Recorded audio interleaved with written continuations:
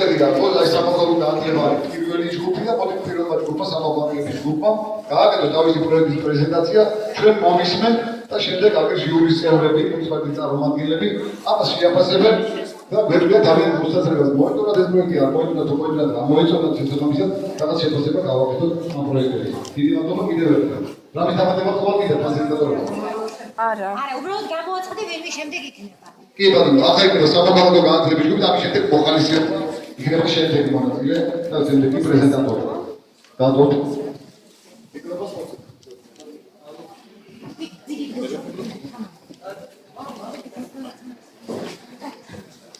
მოგესალმებით.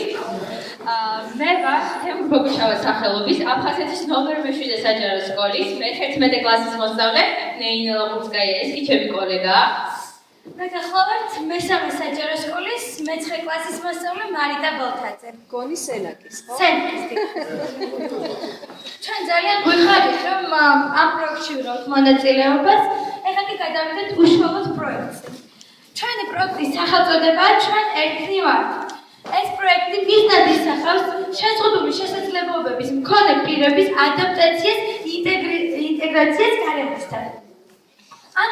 ამ მიზნის შესასრულებლად ჩვენ დაასახული გვაქვს განვახორციელოთ შემდეგი ღონისძიებები.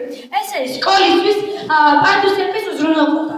რადგან ეს ღონისძიება ბევრ სკოლაში არის საჭირო, რადგან არის სკოლაში რამდენიმე სენაკში რამდენიმე სკოლა, სადაც არ არის და ან საერთოდ არ არის იქ უნდა შეზღუდული ადამიანები არიან და ძალიან უჭირთ მათ გადაადგილება.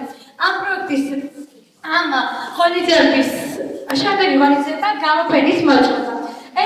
ეს პროექტი მიზნად ისახავს, რომ შეზღუდული შესაძლებლობების პირებს მივცეთ თავიანთი ნიჭის გამოვლენა. შემდეგი ღონისძიება არის აქცია შესაძლებლობების შეზღუდვების გარეშე. ეს არის